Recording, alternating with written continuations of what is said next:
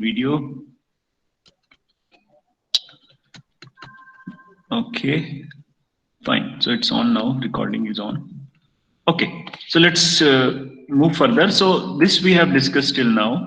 I mean, up to this part, we have discussed, right?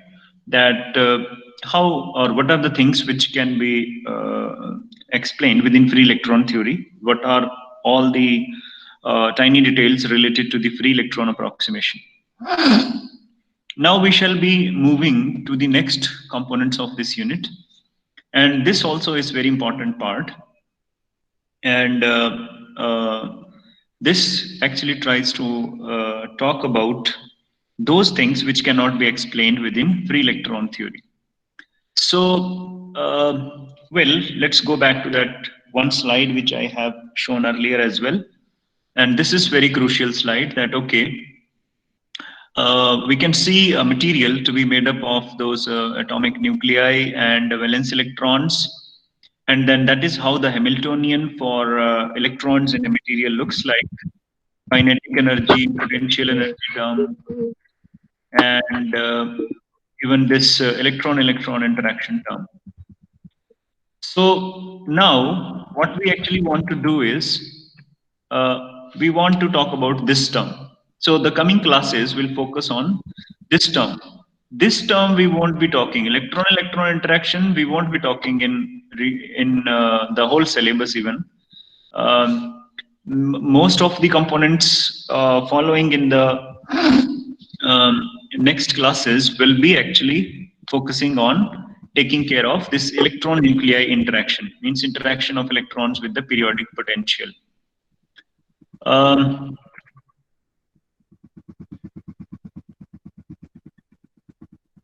somebody has switched on their mic. I don't know who and why. Somebody wants to say something? कुछ पूछना है किसी को? Any question? Okay. Well, so this is the main. I mean, the source for this these lectures are from Kittle's book. So this is very introductory. I mean, this figure is in very beginning of the chapter, right? And this says that, okay, if we try to compare the energy level diagram for an electron inside a material, so this is actually representing the energy level diagram for a electron in a material. So there are different kinds of possibilities which can actually appear. There can be a situation when you have, these are called bands. Okay, you have been studying those bands from your even I think +2 classes. Whenever somebody taught you the course on semiconductors, they must have talked about the bands, right? So, and those shaded bands, or rather I would say the gray colored bands, actually represents the filled states, and completely white bands represents the empty states. So now we can come across various situations. Once we have energy states formed, when atoms come together to form a solid, then these bands are formed. So one may have a situation when, suppose one particular band is completely filled, or two, this is lower energy band, this is some higher energy band, this one. But the situation is that a band is completely filled, and after that there is a region where we don't find any states. In this region we don't have any states, and then there is another band which is completely empty. So in that situation we call that material to be insulator. Why so? We will be talking about that as well, not just now. Then you may have a situation like, okay, you may have a partially filled band, those are called metals. Then you may have semi-metals where you have one band which is almost filled and another band which is almost empty, but there is some overlap, so that these kind of materials are called semi-metals. So nowadays there is a lot of work going on these semi-metals. I mean, people are doing a lot of research on semi-metals.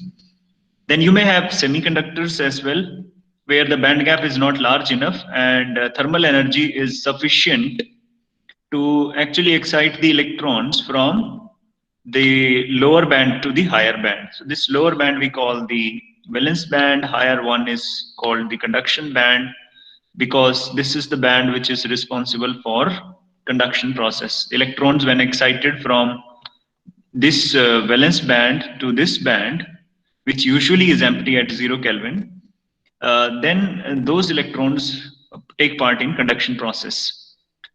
Then that is called semiconductor. Okay, there's another situation for semiconductor. You may have a slightly, almost fully filled band, but very few states are left empty. Okay, so that kind of situation is second kind of situation where we will call that particular semiconductor as the, or that particular situation would pertain to a semiconductor. These are the now the question is,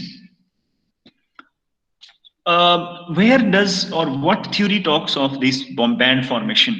अभी तक तो हमने आपको किसी ने school में बताया कि भाई इस तरह के बैंड्स बनते हैं मटेरियल में, जब भी मटेरियल में बहुत सारे एटम्स इकट्ठे होते हैं, बॉन्ड फॉर्म करते हैं, तो इलेक्ट्रॉन की एनर्जी स्टेट्स जो कि यूजुअली डिस्क्रीट होती है एक एटम में, है ना, in an atom energy states are discrete, but when they come together to form a solid, those energy states no longer remains discrete because of multiple complex interactions, and this forms continuum of energy states which we call the bands.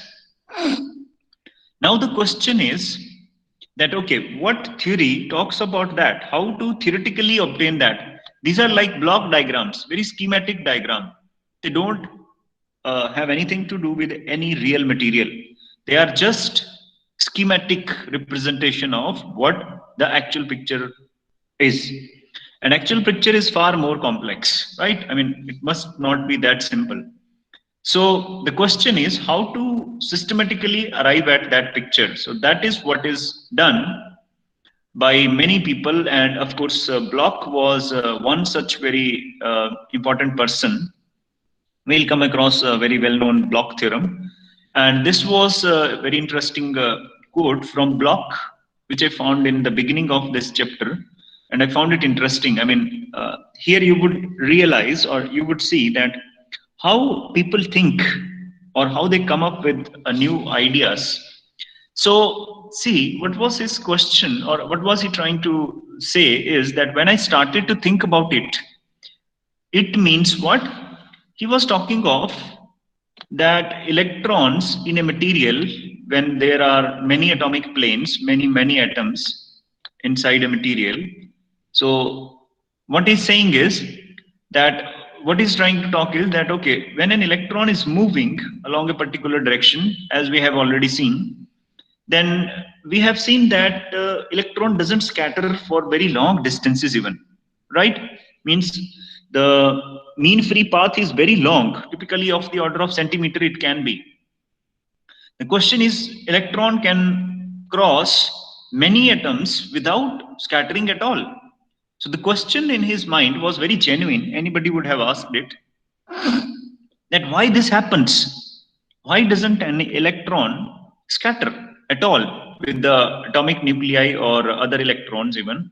Let us, in this part he is talking about why doesn't electron scatter due to other atomic nuclei or core electrons sitting in the atom. So you can try to think of an atom like a nucleus, very pinpointed nucleus, and then core electrons. I mean, the electrons which are tightly bound to the nucleus. So this kind of atomic shell, why is an electron not scattering because of it? That was the question in the mind of the Bloch. So that is what he is trying to write here.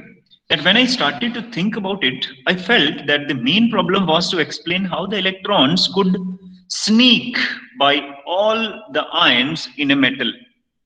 How is it possible, right? That is something really mind-blowing, mind-boggling even. And why? So what he said is that by just taking simple Fourier analysis, I found to my delight that wave differed from the plane wave of free electrons only by a periodic modulation. So what Bloch actually found was something really very interesting.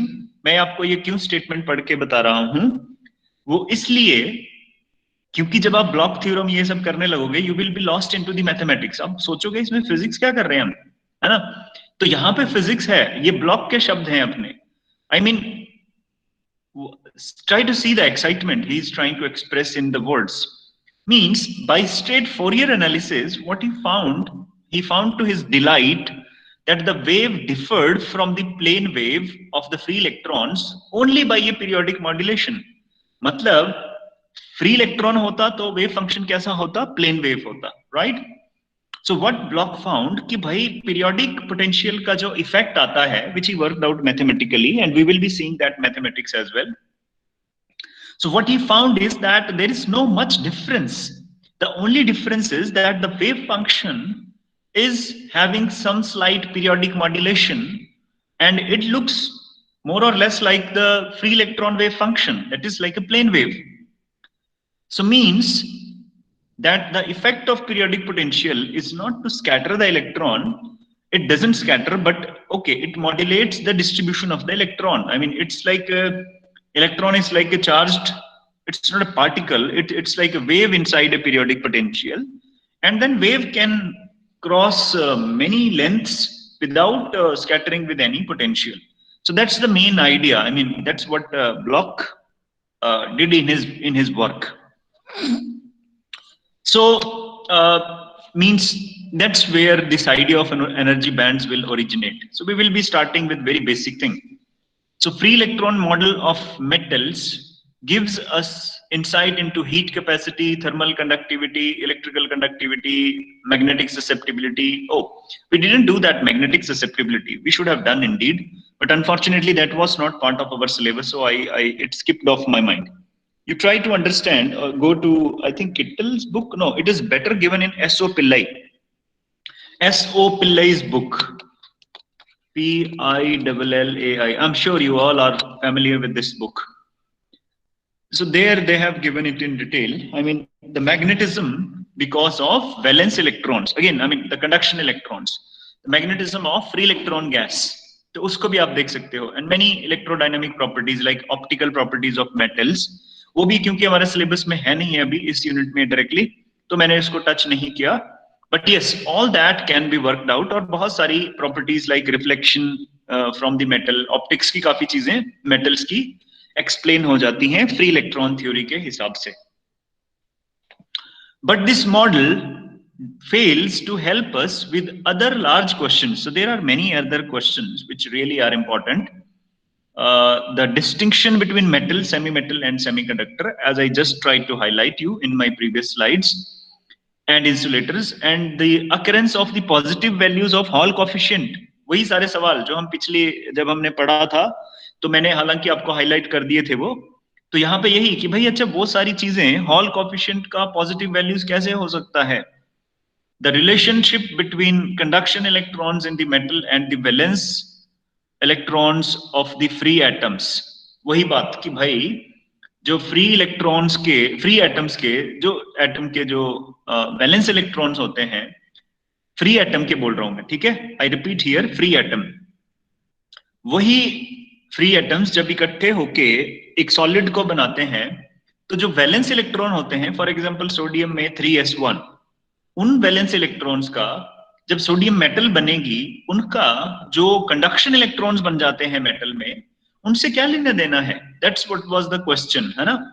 कि ऐसा तो नहीं है कि वो एक ही electron और बहुत सिंपली ही वो कंडक्शन प्रोसेस में पार्टिसिपेट करेगा, इतना सीधा नहीं है वो. Of course they become conduction electrons because they are loosely bound electrons, but इतना स्ट्रेट फॉरवर्ड नहीं है, ठीक है. तो क्या रिलेशन है हिडन, या क्या कॉम्प्लेक्सिटी है. तो ये सारे सवाल, मेनी ट्रांसपोर्ट प्रॉपर्टीज जो नहीं हो पा रही थी explain, particularly magneto transport properties means conductivity in magnetic field, तो उनमें कुछ प्रॉब्लम आ रहा था. They were not matching with experiments. So means ये सारी कुछ समस्याएं थी जो फ्री इलेक्ट्रॉन थ्योरी के बियॉन्ड थी, which were actually challenging people to come beyond free electron theory and try to explain those things. And that is how we learn indeed. I mean, there are many things even which are taught to us, though those are not complete. Or we don't know the whole of the physics. Anybody in this world, I would say, doesn't know whole of the physics behind what is happening in the nature. So we know some part of it, and then we try to ask questions that, okay, what all we don't know, let us try to find out what is the missing thing, right? And then we sometimes go to books, discuss with others, then we find our answers, but sometimes that those are not in the books. Then we think ourselves. What a scientist does is that, I mean, whatever is not explored yet, those people try to find out those answers, and how those answers come up. So basically those answers comes from our thought process, right? We do have to think for the answers. So they are somewhere. I mean, of course, if nature has designed something, there are answers, but how to search them? So sometimes they come through thought process. Sometimes they come through. Of course, thought process is mandatory. Then a lot of experiments and a lot of things. But that's what is called the learning attitude, or that's how do we do the science actually. It's what I want to highlight here. Means free electron theory हमने पढ़ लिया, but फिर भी कुछ चीजें छूट गई. अब कोई चाहे तो उसको छोड़ दे वहीं पे ही कि ठीक है, काफी चीजें तो हो रही है, let's leave it. But then there are certain minds which doesn't leave those things there. They keep on trying to know what is missing after all, because of what we can't explain what is happening in reality beyond the theory, right? So that is how science progress. So this tendency to keep on asking questions is very important from students' point of view, from any innovative researcher point of view, and even in our daily life, we must keep on asking questions. Why are things happening the way they are happening, right? So those are some important things. Okay, fine. Anyway, let's come next. I mean, there were a lot of things. Then the difference between there was some other striking, interesting thing, that the difference between a good conductor and a good insulator is striking. If you talk of electrical resistivity, this all stuff is taken from Kittel, nothing mine. But yes, I thought it is very, very useful. I mean, we must pay attention to that text sitting in the book, because that highlights very, very interesting things. The electrical resistivity of pure metals may be as low as 10 raised to the power minus 10 ohm centimeter. Pure metal की इतनी कम भी हो सकती है, 10 raised to the power minus 10 ohm centimeter. We are talking of pure metals. Not at all another interesting phenomena called superconductivity has been brought into picture here. Pure metals की बात कर रहे हैं, तो इतनी कम हो सकती है एट लो टेम्परेचर्स. टेम्परेचर के साथ क्यों? क्योंकि टेम्परेचर बढ़ेगा तो रेजिस्टिविटी बढ़ती है, तो रेजिस्टिविटी बहुत कम हो सकती है मतलब. और इंसुलेटर्स की जो हो सकती है, it can be as high as 10 raised to the power 22 ohm centimetre. So कितना डिफरेंस हुआ एक गिवन प्रॉपर्टी में, 10 raised to the power 32, which is such a wide number, very big number. And it's really इसको देखने की कोशिश करो आप थोड़ा इंटरेस्टिंग पर्सपेक्टिव से कि भाई डेली लाइफ में जो हम सॉलिड्स हैं, है ना, उनमें इतने लार्ज ऑर्डर का डिफरेंस इन प्रॉपर्टीज क्रिएट किया गया है नेचर के द्वारा. 10 रेज टू द पावर 32, मतलब एक मटेरियल में इलेक्ट्रॉन से ही सभी मटेरियल्स बने हैं, but you can try to imagine कि मेटल्स में उन इलेक्ट्रॉन्स के साथ कुछ ऐसा किया गया है नेचर के द्वारा कि वो इतने फ्रीली फ्लो कर सकते हैं कि जो रेजिस्टिविटी है वो इतनी कम है, इलेक्ट्रिकल रेजिस्टिविटी की 10 रेज़ टू पावर माइनस 10 के ऑर्डर की. और कुछ दूसरे मटेरियल वैसे ही नेचर में बने हैं जिनकी इलेक्ट्रिकल रेजिस्टिविटी इतनी हाई हो सकती है, which can be as high as 10 raise to power 22.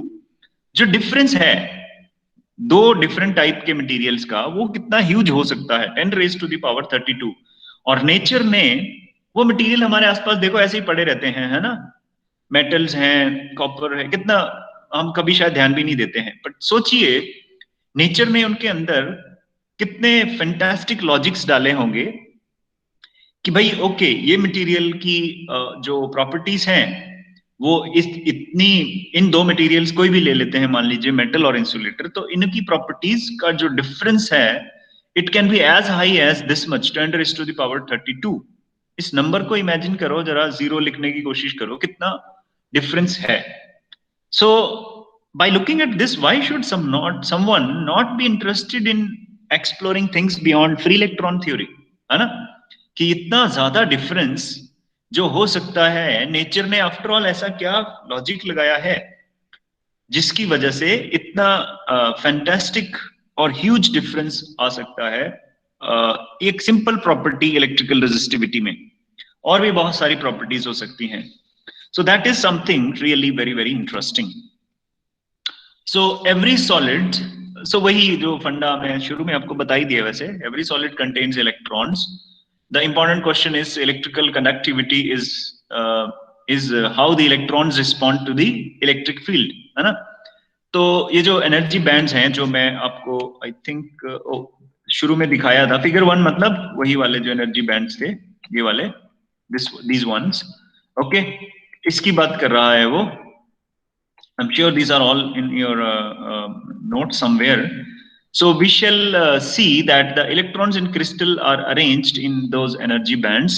तो ये सब हम इस चैप्टर में देखेंगे कि बैंड फॉर्मेशन डिटेल में कैसे होता है, separated by the regions in energy. और बैंड फॉर्मेशन में एक और इंटरेस्टिंग चीज आपने बोली होगी, देखी होगी, कि भाई एक गैप भी आता है बीच में, है ना? तो क्वेश्चन है, अच्छा ये गैप का ओरिजिन क्या है, कैसे आता है ये, right? What is the physics of this? किसी ने बोल दिया अच्छा फॉरबिडन एनर्जी गैप होता है, बट क्यों होता है फॉरबिडन एनर्जी गैप? तो उसका भी फिजिक्स या इंट्यूटिव विजुअलाइजेशन हम देखेंगे। And such forbidden regions are called energy gaps और बैंड गैप्स। और ये जो बैंड गैप्स हैं वो बहुत इंपॉर्टेंट होते हैं। इन्हीं के बेसिस पे तो हम बोलते हैं कि कौन सा मटेरियल सेमीकंडक्टर होगा, कौन सा मटेरियल इंसुलेटर होगा, कौन सा मटेरियल मेटल होगी, and so on, right? So these band gaps, understanding these band gaps or understanding the physics of these band gaps is very very important, right? तो और ये कहाँ से आते हैं? प्राइमरी अगर हम एक रफ सा आइडिया लें तो this results from interaction of conduction electron wave with the ion course in the crystal. वही जो पीरियोडिक पोटेंशियल जो होता है because of ions sitting in the crystal, उस पीरियोडिक पोटेंशियल के साथ जब इलेक्ट्रॉन्स इंटरेक्ट करते हैं तो बैंड गैप अपीयर कर सकता है, ठीक है? उसका डिटेल क्या है, कैसे देखना है उसको देखते हैं अभी आगे, ठीक है? To understand the difference between insulators and conductors, we must extend the free electron model to take account of periodic lattice of the solid. वही सेम चीज जो मैं आपको बताया, the possibility of the band gap is most important new property that emerges. Okay, that's something interesting. Means beyond free electron theory का पहला जो interesting result आता है वो आता है फॉर्मेशन ऑफ बैंड गैप। तो यही हम देखना चाहेंगे कि बैंड गैप कैसे बनता है फ्री इलेक्ट्रॉन थ्योरी के बियॉन्ड जब हम जाते हैं, पहली चीज। और we shall encounter the quick remarkable properties of same चीज, मतलब effective mass which was related to d square E by dk square। तो फ्री इलेक्ट्रॉन का क्या होता है, energy versus wave vector is d, I mean that is h cross square k square over 2m। But beyond free electron theory जब जाते हैं तो E versus K कैसे अफेक्ट होता है उसको भी देखेंगे, और उसका जो एक्सप्लेनेशन है उसको देखेंगे जब हम ध्यान से, then we can explain that Hall effect, ठीक है? तो वो काफी सारी चीजें बियॉन्ड फ्री इलेक्ट्रॉन थ्योरी के जाने से एक्सप्लेन हो जाती हैं। अभी मैं आपको क्वालिटेटिव ओवरव्यू दे रहा हूं, we will be doing those things in the coming classes in detail, but I hope things are making sense to you. Is everything clear? I mean जो भी मैं बोल रहा हूं अभी तक, क्या आपको ये समझ आ रहा है? इज इट क्लियर, या कोई सवाल है किसी का? Clear है sir. Initially when I had started class there were total 30 people online, now there are just 26. I don't know where are others. आप लोग बीच में छोड़ जाते हो, जस्ट एक अटेंड करके और अटेंडेंस के टाइम पे फिर आ जाते हो या क्या करते हो, I don't know what is the problem. But चलो लेट अस सी लास्ट में कितने बढ़ते हैं अटेंडेंस के टाइम पे। अभी 27 हो गए, कोई आया फिर से।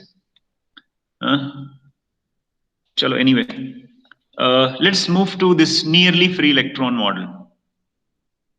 तो फ्री इलेक्ट्रॉन थ्योरी के बियॉन्ड जाने के लिए पहला बहुत ही रफ सा एस्टिमेट हम लगाते हैं, which we called nearly free electron model. Free electron model के हिसाब से energy versus wave vector dependence for any three dimensional material कुछ इस तरह का होना चाहिए जो आपकी स्क्रीन पे आ रहा है। E is equal to h cross square k square over 2m ही है ये, where k square is equal to kx square plus ky square plus kz square, है ना। ये आपका फ्री इलेक्ट्रॉन थ्योरी के रिजल्ट है, ठीक है, for a three dimensional case where the periodic boundary. अगर हम ये मानते हैं कि इलेक्ट्रॉन जो है एक मेटल में रखा गया है और मेटल की जो डायमेंशन है वो L by L है। Let us assume electron is inside a metal of size L by L। Cube है, मेटेलिक क्यूब कोई, है ना, L by L। You can write down ये वाली डायमेंशन भी L है, सपोज दिस वन, ठीक है। तो पीरियोडिक बाउंड्री कंडीशंस का मतलब क्या है यहाँ पे कि भाई इलेक्ट्रॉन जो है मेटल के अंदर ही रहेगा, बाहर तो जाएगा नहीं उसके। कॉपर का एक टुकड़ा ले लिया, मान लो 1 centimetre by 1 centimetre by 1 centimetre का, या what ever dimension, in general L length बोल रहा हूं, तो वो इलेक्ट्रॉन उसके बाहर तो नहीं भागने वाले ना। सो हम क्या मान सकते हैं कि भाई पार्टिकल्स जो है इनफाइनाइट पोटेंशियल वेल में है और इसके बाहर वो नहीं जाएंगे अपने आप से, करेक्ट। तो इसलिए हम बाउंड्री कंडीशंस लगा सकते हैं इस क्यूब पे, periodic boundary conditions, to get rid of the what you call surface effects, है ना। और यदि अब अगर हम वो करते हैं तो हम क्या लिख सकते हैं कि भाई के एक्स के वाई के जेड के ऊपर क्या रिस्ट्रिक्शंस होंगी कि भाई वो +0 ±2π/L ±4π/L and so on, ऐसे कुछ होने चाहिए। शायद पहले भी हमने इस टॉपिक पे थोड़ी सी बात करी है, तो मुझे उम्मीद है कि आपको ध्यान है इसका कि ये कैसे आता है, ठीक है। Do you remember this? Is it clear? Is it okay? आगे चलें या फिर कोई डाउट है किसी का तो मैं एक्सप्लेन करता हूं। Is it okay? Yes sir. पिछली क्लास में कुछ किया था इसके बारे में हमने। यस। अब वेव फंक्शन जो है, फ्री इलेक्ट्रॉन वेव फंक्शन लिख लेते हैं। नियरली फ्री इलेक्ट्रॉन थ्योरी बोल रहे हैं हम, है ना, तो मतलब वो फ्री इलेक्ट्रॉन से थोड़ा ही डिविएट किया होगा, नियरली फ्री इलेक्ट्रॉन, बट थोड़ा सा हम पीरियोडिक पोटेंशियल पिक्चर में लाने की कोशिश करेंगे। That's what is the moral of this story. तो इसलिए हम वेव फंक्शन को कौन सा रख रहे हैं, फ्री इलेक्ट्रॉन वेव फंक्शन ही ले लेते हैं कि भाई वेव फंक्शन जो है it is like plane wave. Free electron के लिए प्लेन वेव होता है, correct. Now the band structure of the crystal can often be explained by nearly free electron model, for which the band electrons are treated as perturbed only by the weakly periodic potential of the ionic cores। बोलने का मतलब क्या है कि भाई आपके जो electrons को हम फ्री इलेक्ट्रॉन वेव फंक्शन से ही ट्रीट करेंगे। इलेक्ट्रॉन जो है it is like free electron wave function only, iota k dot r। But ये जो पीरियोडिक आयनिक पोटेंशियल है, इसका काम क्या होगा इलेक्ट्रॉन्स के ऊपर? ये मान लीजिए इलेक्ट्रॉन ट्रैवल कर रहा है, इसका काम मात्र इतना सा है कि जैसे ही इलेक्ट्रॉन्स का वेव वेक्टर k कुछ ऐसे हो जाए कि वो डिफ्रैक्शन कंडीशन को सेटिस्फाई करे, तो ये पोटेंशियल, ये जो लैटिस है वो इसको ब्रैग रिफ्लेक्शन मतलब स्कैटरिंग का काम करेगा। ब्रैग्स लॉ सेटिस्फाई होगा तो वो स्कैटर बैक हो जाएगा। 1D क्रिस्टल की बात करें तो जब भी वेव वेक्टर आपका, ओके पहले मैं इसको बता देता हूं आपको, आगे लिखते हैं इसको, देखते हैं थोड़ा। तो वन डायमेंशनल में हमने पढ़ा था कि ब्रैग रिफ्लेक्शन की कंडीशन क्या होती है, आपको याद होगा। तो ब्रिलियंट जोन का कॉन्सेप्ट भी वहीं से ही आया था हमारा, और इस तरह से हमने देखा था कि ये अगर 0 है तो ये मेरी जोन बाउंड्री है, +π/a -π/a, है ना। तो वेव वेक्टर जब भी k ½ g के बराबर होगा, ±½ g के बराबर होगा, which is equal to nothing but plus minus half और g क्या था n pi by a कुछ ऐसे हम इसको लिख सकते हैं g is equal to 2n pi by a sorry 2n pi by a होता है ना g that is अभी रेसिप्रोकल लैटिस वेक्टर रिकॉल करो 2 pi by a होता था ना n भी आता था साथ में 2n pi by a ठीक है आई hope you remember those previous lectures वो बहुत इंपॉर्टेंट हैं बस पर मुश्किल नहीं है मतलब ऐसा नहीं है कि आपको याद नहीं हो रहने चाहिए बहुत सिंपल सी चीज है फिर से बता देता हूँ ना ट्रांसलेशनल वेक्टर्स क्या होंगे रियल स्पेस सिमेट्री क्या होती है मान लीजिए n1a plus n2b plus n3c ये करा था ना हमने तो इसी के कोरस्पॉन्डिंग रेसिप्रोकल लैटिस वेक्टर्स क्या होने थे h k l बोल देते हैं मान लीजिए h a star plus k b star plus l c star where a star b star c star are reciprocal lattice vectors है ना जो कि कहां से आते थे जैसे a star was b cross c over 2 into sorry b cross c over a dot b cross c है ना 2 पाई का फैक्टर आता था साथ में याद आ रहा होगा 1D के केस में ये काफी सिंप्लीफाई हो जाता है हम ये one dimensional free electron gas की बात करेंगे बहुत सिंप्लीफाई करके देखेंगे इसको तो 1D के केस में ये क्या हो जाता है मान लीजिए ये पीरियोडिक पोटेंशियल है A इंटरएटॉमिक सेपरेशन है तो उसके लिए रेसिप्रोकल लैटिस क्या होता 0 पे दूसरा पॉइंट आता 2 पाई बाई a पे फोरियर सीरीज पे जाएं अब आप ध्यान करें है ना -2 pi by a 4 pi by a and so on तो इसलिए रेसिप्रोकल वेक्टर a स्टार क्या होना था उसके लिए that was 2n pi by a क्योंकि 2 pi by a 4 pi by a तो इसको जनरली हम लिख सकते हैं 2n pi by a g star को है ना sorry reciprocal lattice vector g को तो वहीं से ही ये हमने निकाला है कि भाई डिफ्रैक्शन कंडीशन क्या थी और कि जब भी आपका वेव वेक्टर ब्रुलियन जोन बाउंड्री पे टर्मिनेट करता है k एक्सरे का देखा था हमने वहां पे plus minus whenever k was equal to this उस केस में ब्रैग स्कैटरिंग इसको हमने ब्रैग प्लेन भी बोला था वहां पे याद होगा आपको ब्रैग्स प्लेन बोले थे इसको ब्रुलियन जोन बाउंड्री को ब्रैग्स प्लेन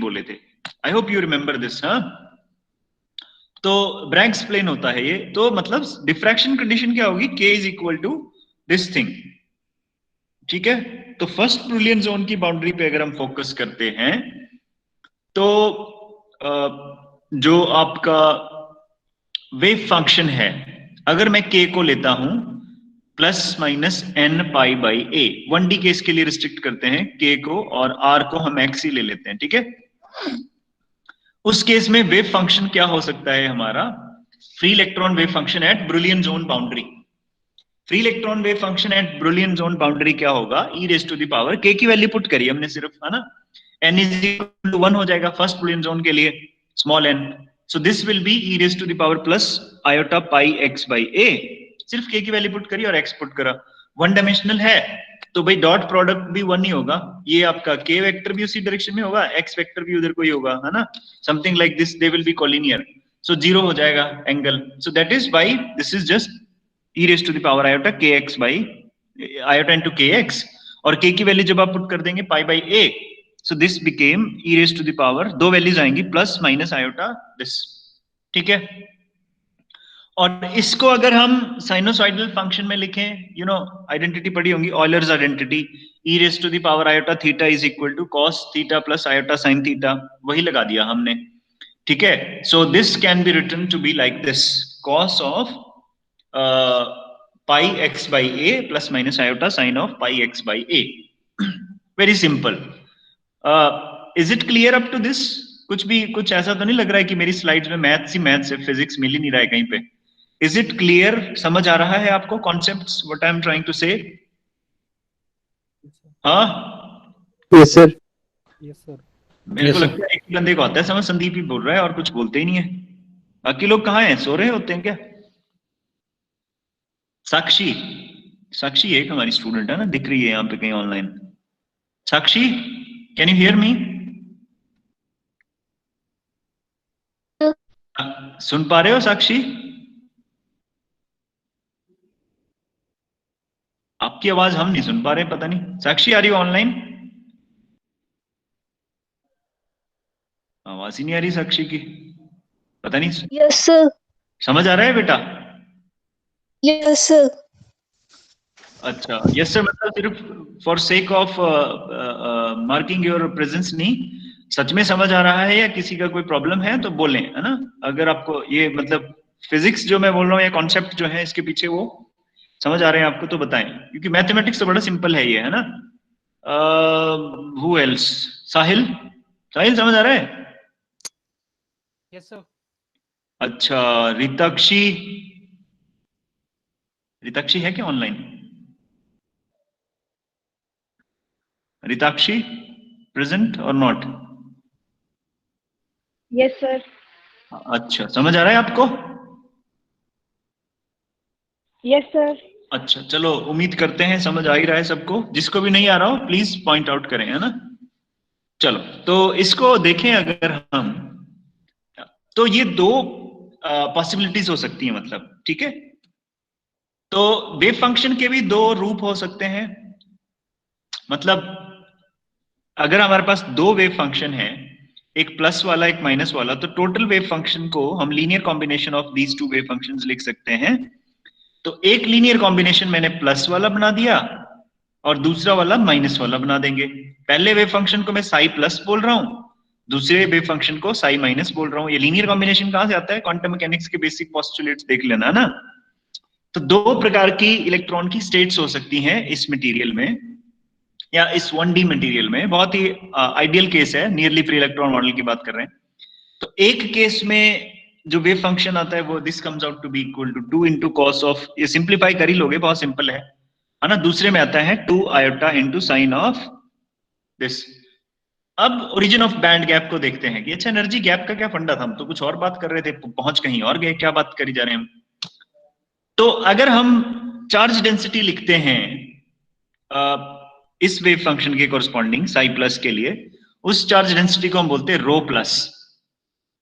तो you know that is going to be psi star psi, psi plus square, क्योंकि ये रियल ही है तो स्क्वायर ही हो जाएगा सिंपली, और this will be cos square pi by A.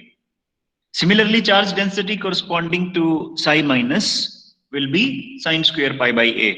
ये भी साई स्टार साई जब पुट करेंगे तो आप निकाल ही सकते हो ना, this will turn out to be sine square pi by a, mathematical form. अब प्रोपोर्शनल टू साइन है यहाँ पे, है ना? तो ज्यादा कंफ्यूज ना हो अगर कुछ थोड़ा बहुत इधर उधर किया होगा उसने। If we try to plot these two, ये किटल का स्टफ है सारा कुछ, ठीक है? अगर हम इन दोनों को प्लॉट करते हैं, सो दिस वन, ये जो आपका शेडेड रीजन है ना, ये जो वेव फंक्शन है ये चार्ज डेंसिटी है बेसिकली, ये जो है ये चार्ज डेंसिटी है रो प्लस। ये शेडेड रीजन जो है this refers to rho plus, और दूसरा वाला जो है जो डैश्ड लाइन से रिप्रेजेंट करा है, एक साइन स्क्वायर और कॉस स्क्वायर फंक्शन की तो आपको शेप पता ही है, तो ये है रो माइनस। अब ये जो रो प्लस और रो माइनस है, इन दोनों में बड़ा इंटरेस्टिंग फिजिक्स है। देखें अगर हम, क्या फिजिक्स है कि भाई रो प्लस जो है वो क्या है, उस केस में इलेक्ट्रॉन कहाँ है? ये जो डॉट्स हैं they are positively charge atomic nuclei. ये जो डॉट्स हैं, ये जो डॉट्स हैं यहाँ पे जो दिख रहे हैं आपको, they are positively charge nuclei. तो साई प्लस की जो डेंसिटी है वो कुछ इस तरह से है कि ये इलेक्ट्रॉन डेंसिटी हुई, जब इलेक्ट्रॉन का वेव फंक्शन है तो इलेक्ट्रॉन डेंसिटी हुई। तो साई प्लस के कोरस्पॉन्डिंग जो इलेक्ट्रॉन डेंसिटी है वो कुछ इस तरह से है कि भाई इलेक्ट्रॉन क्लाउड जो है, या इलेक्ट्रॉन कहां पे लोकलाइज्ड है, कहां पे लोकेटेड होंगे सबसे ज्यादा, maximum probability to find the electrons will be on the atomic nucleus और नियर द एटॉमिक न्यूक्लियस, ऐसे भी बोल सकते हैं। तो एटॉमिक न्यूक्लियस के पास इलेक्ट्रॉन पे पाए जाने की प्रोबेबिलिटी सबसे हाई होगी। इज दिस समथिंग गुड और बैड? हाई होगी, ये फॉरबिडन है या प्रेफर्ड है? प्रेफर्ड होना चाहिए, क्योंकि न्यूक्लियस पॉजिटिवली चार्ज्ड है, उसके पास इलेक्ट्रॉन क्लाउड बहुत हाई होने चाहिए। It doesn't mean electrons nucleus के अंदर हैं, इससे कंफ्यूज ना करें इसको, क्योंकि न्यूक्लियस बहुत छोटा है। अगर आप और इस कर्व को जूम करोगे, इस कर्व को जूम करोगे न्यूक्लियस के पास, तो ठीक है, जब भी आप न्यूक्लियर साइज पे आओगे तो ये ड्रॉप कर जाएगी charge density, inside the nucleus तो नहीं होगी इलेक्ट्रॉन वाली। बट ये क्योंकि एटॉमिक लेंथ स्केल पे हम बात कर रहे हैं, तो हम ये कह सकते हैं कि न्यूक्लियस के आसपास वाला जो रीजन है वहां पे इलेक्ट्रॉन के होने की चांसेस ज्यादा होनी चाहिए, दैट्स फाइन। दूसरे वाली प्रोबेबिलिटी डेंसिटी के हिसाब से इलेक्ट्रॉन की चार्ज डेंसिटी कहां पे ज्यादा होनी चाहिए, exactly at the mid point between two atomic nuclei. दो प्रकार की चार्ज डेंसिटी आई मतलब हमारे पास। अब बैंड गैप क्या होता है, अगर मैं एनर्जी मान लीजिए पोटेंशियल हमारा, वैसे तो पोटेंशियल कॉम्प्लिकेटेड होता है कुछ, इलेक्ट्रॉन न्यूक्लियाई पोटेंशियल, भाई इसको तो 1/r टाइप होना चाहिए ना कुछ, जैसा ये प्लॉटेड है इस फिगर में, परंतु फिर भी चलो हम इसको सिंप्लीफाई कर देते हैं कि let us assume that is why it is a nearly free electron model, कि भाई हम बहुत ज्यादा दूर नहीं जा रहे नियरली फ्री इलेक्ट्रॉन मॉडल से, अपनी लाइफ को बहुत सिंप्लीफाई करके रख रहे हैं। बट हाँ, ये बोल रहे हैं कि थोड़ा सा अगर हम उससे बियॉन्ड चल के देखते हैं तो क्या होता है, जैसे झांकना होता है खिड़की के बाहर क्या है, वही कर रहे हैं इस तक हम, यहां तक हम। तो पोटेंशियल अगर हम इस तरह का साइनोसॉइडली ले लें, cos of 2π/a, you can see this potential is highest when x is equal to 0, तो ये x इक्वल टू 0 है, तो हाईएस्ट होगा पोटेंशियल, देन इन बिटवीन 0 होगा ये potential, you can see this potential energy curve, I hope you can visualize this, यहाँ पे 0 होगा, यहाँ पे ये हाई होगा काफी, है ना, इस तरह का मान लीजिए पोटेंशियल आपका है।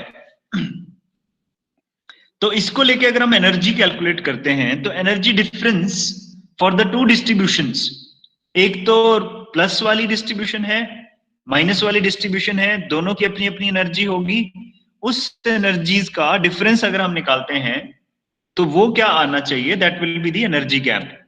ये इंटीग्रल मैं आपको छोड़ देता हूं होमवर्क के लिए, टिटल में दिया हुआ है, वैसे I am sure you can solve, ये कॉस वाला इंटीग्रल बड़े 12वीं से कर रहे हो आप लोग, +2 क्लास से, तो ये इतना आना चाहिए, and this gap turns out to be equal to G, sorry Eg turns out to be equal to U। U क्या था, पोटेंशियल कुछ इस तरह का था, वी आर ट्राइंग टू से हियर, इस पोटेंशियल को बोलने का एक और तरीका है इसको देखने का, इस पोटेंशियल को हम ऐसे भी देख सकते हैं कि मैं फोरियर, क्योंकि पोटेंशियल तो पीरियोडिक होगा, तो उसको मैं फोरियर सीरीज से लिख सकता हूं, किसी भी पीरियोडिक पोटेंशियल को फोरियर सीरीज से लिख सकता हूं। तो मैं कह रहा हूं कि अच्छा मैं फर्स्ट ऑर्डर टर्म ही रखता हूं इसमें फोरियर सीरीज में, in principle it will be having higher order terms as well Fourier series में, पर हमने कहा चलो पोटेंशियल को ना फर्स्ट ऑर्डर टर्म से रिप्रेजेंट कर लेते हैं, बाकियों को छोड़ देते हैं अभी। सो मतलब फोरियर सीरीज की फर्स्ट ऑर्डर टर्म ही अगर लेते हैं पोटेंशियल को लिखने के लिए, तो एनर्जी गैप कितना आना चाहिए, that should be equal to first Fourier coefficient. तो पोटेंशियल का फर्स्ट फोरियर कोएफिशिएंट किससे रिलेटेड है, गैप से। हम बोल रहे थे अच्छा गैप क्वांटिटेटिवली कहां से आता होगा, तो अगर आप मैथमेटिकली देखेंगे तो जो आपका पोटेंशियल है उसकी फोरियर ट्रांसफॉर्मेशन करते हैं आप और फोरियर कोएफिशिएंट्स निकालते हैं, तो फर्स्ट फोरियर कोएफिशिएंट या हायर ऑर्डर फोरियर कोएफिशिएंट्स भी हो सकते हैं जब आप और एक्सपेंड करेंगे, जो है is related to the band gap. अच्छा, अब इस बैंड गैप को हम कैसे विजुअलाइज कर सकते हैं फिजिकली, हम इसको इस तरह से विजुअलाइज कर सकते हैं कि e raise to the power plus iota kx जो है एक वेव है जो पॉजिटिव डायरेक्शन में मूव कर रही है, और e raise to the power minus iota kx है वेव जो माइनस डायरेक्शन में मूव कर रही है। तो जब k is equal to +π/a होगा और -π/a होगा, those waves are such that they satisfy these I mean whenever these two waves will superpose they will form the standing wave। ये moving wave है as such, in that case they will form some standing waves। तो ये जो आपके maxima minima आ रहे हैं ना, ये जो चार्ज डेंसिटी में, ये स्टैंडिंग वेव्स है मतलब, ठीक है, means as if the electrons are not mobile. और ये जोन बाउंड्री पे क्यों हो रहा है, क्योंकि +kx और -kx पे स्कैटरिंग कंडीशन सेटिस्फाई होता है, तो जो भी इलेक्ट्रॉन इस वेव वेक्टर का होगा e raise to the power iota π/ax, तो वो कंप्लीटली स्कैटर बैक हो जाएगा वापस उस वन डायमेंशनल पोटेंशियल से। ब्रैग्स कंडीशन सेटिस्फाई कर रहा है, क्योंकि वो ब्रैग्स कंडीशन सेटिस्फाई कर रहा है, तो क्या होगा, एक वेव पॉजिटिव रहेगी, उसी को ही अगले थोड़ी में वो रिफ्लेक्ट बैक हो जाएगी। So these two reflected waves और scattered wave when superpose they lead to formation of the static or immobile charge distribution around the atomic nuclei। वो किस तरह की होंगी, तो उसकी वजह से मोबाइल चार्ज कैरियर्स नहीं है, इलेक्ट्रॉन मूव नहीं कर पाएंगे मतलब, और इलेक्ट्रॉन मूव नहीं कर पाएंगे मतलब मेटल में तो क्या होगा, करंट नहीं होगा। अगर आप इलेक्ट्रिक फील्ड लगाते भी हो, electron will try to move, but then they will be scattered back, and hence such materials cannot conduct electricity. Those materials are known to be semiconductor or insulators depending upon how much is the magnitude of the band gap. ठीक है, तो ये gap इस तरह से आप देख सकते हो। तो free electron theory, nearly free electron theory का फर्क क्या होगा? ये आपकी free electron theory, energy versus wave vector dispersion, h cross square k square over 2m type, कुछ भी प्रॉब्लम नहीं। हाँ, नियरली फ्री इलेक्ट्रॉन थ्योरी में क्या होगा? जोन बाउंड्री के ऊपर whenever your wave vector is what, pi by a, यहां पे जोन बाउंड्री के ऊपर एक गैप अपीयर करेगा। This is called forbidden energy gap. Means इस केस में इलेक्ट्रॉन्स जो है वो मोबाइल नहीं होंगे, they can't contribute the to the conduction of the current. Fine. So the main thing here is कि अच्छा फिर कौन से में, तो क्या ये गैप सभी मटेरियल में होगा? यस, सभी में होगा। जोन बाउंड्री पे जब भी आपका वेव वेक्टर होगा, whenever wave vector terminates at the zone boundary, the material will have a gap at the zone boundary. ठीक है, अब गैप होगा जोन बाउंड्री में, तो कौन से मटेरियल मेटल होंगे, कौन से सेमीकंडक्टर्स होंगे, कौन से इंसुलेटर्स होंगे, कैसे पता चलेगा? So that is related to Fermi level. Oh sorry, just a minute, अरे यार एक स्लाइड का प्रॉब्लम था and this came out here. एक सेकेंड ना, let me again share, बहुत छोटा सा कॉन्सेप्ट है, I'll take this 2 minutes. This is the slide, yeah, this is the slide। एक सेकंड, मैं आपकी स्क्रीन पे शेयर कर रहा हूँ इसको फटाफट से। तो yeah, that is the slide show just coming on your screen। हाँ, तो यहाँ पे हम बैंड गैप की बात कर रहे हैं, कौन सा मटेरियल मेटल होगा, कौन सा सेमीकंडक्टर होगा, कौन सा इंसुलेटर होगा। तो इसको अगर हम देखें कैसे पता चलेगा, so there is something called Fermi level. Fermi level is very important thing. तो अगर फेर्मी लेवल कुछ यहां जैसे आ जाता है, मान लीजिए Fermi level comes out to be somewhere around this point, क्योंकि ये एनर्जी एक्सिस है, सो एनर्जी एक्सिस पे कहीं ना कहीं फेर्मी एनर्जी भी तो होगी। If Fermi energy is coming somewhere in between a band, तो ये सारी जो एनर्जी स्टेट्स का कलेक्शन है, इस सारी एनर्जी स्टेट्स की कलेक्शन को हम बोलते हैं बैंड।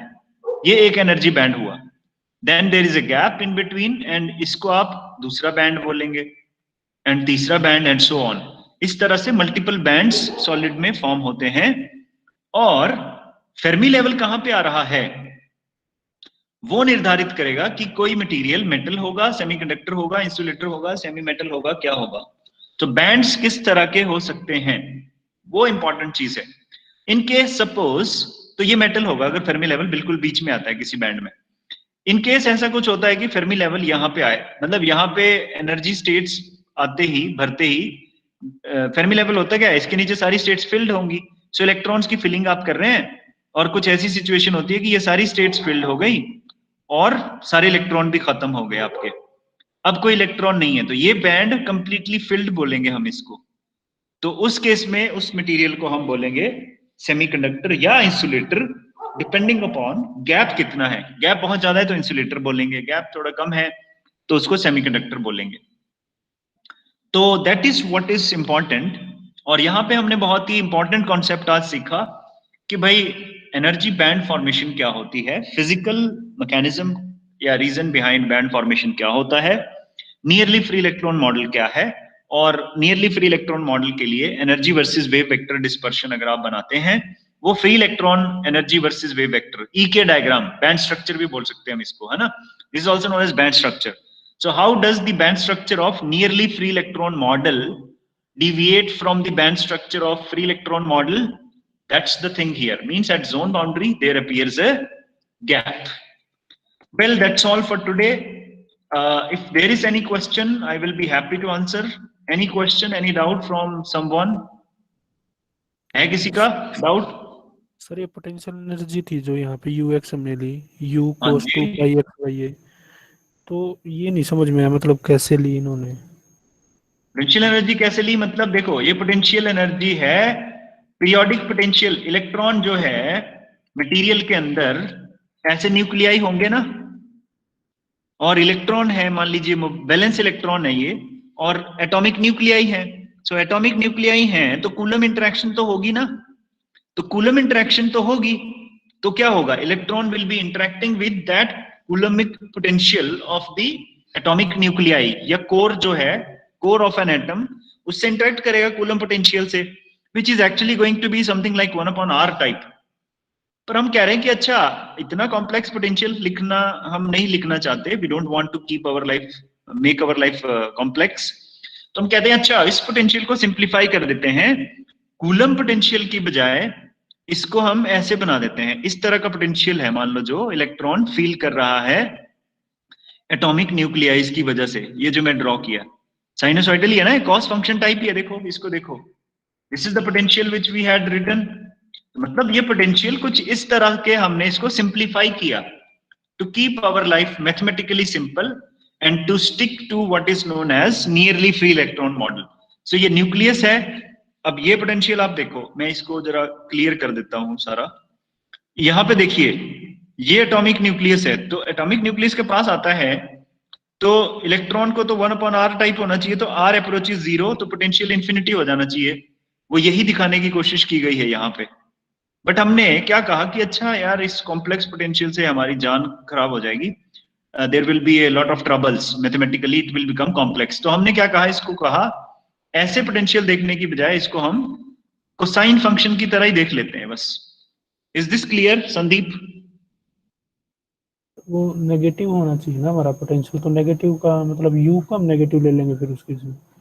हाँ यू नेगेटिव, वो तो फोरियर कॉफिशिएंट का आपका उसी तरह से वैल्यू आएगी ना, पोटेंशियल की शेप जैसे है, फोरियर कॉफिशिएंट नेगेटिव आ जाएंगे फिर अगर वैसा है तो, दैट इज ठीक है ना, हाँ जी, वो तो वर्कअप हो जाएगा, मतलब then that come out to be this one. वो फोरियर सीरीज में जब आप सॉल्व करोगे फोरियर कॉफिशिएंट्स तो आ जाएगा, अकॉर्डिंगली एडजस्ट हो जाएगा, क्योंकि यहाँ पे जब हम x को 0 करते हैं हाँ तो वो ठीक है, that I agree, it will be negative then accordingly of course, ठीक है। यस, और कोई सवाल, anyone else? Well if there is no question, चलो अपनी अटेंडेंस साइन करें सभी फटाफट, 26 ओनली है। ओह अटेंडेंस साइन हो चुकी ऑलरेडी, बहुत बढ़िया। ये कहाँ है अपना, क्या नाम है उसका, अंकिश, अंकिश आया है क्या, Ankish Bhatia, is he present? No I think, Ankish are you present? No I think I can't see him online. है चलो ठीक है, अंकिश का रिकॉर्ड कर लिया मैंने, ध्यान रखेंगे इसका, कुछ करना पड़ेगा। Okay fine, have a nice day, thank you very much.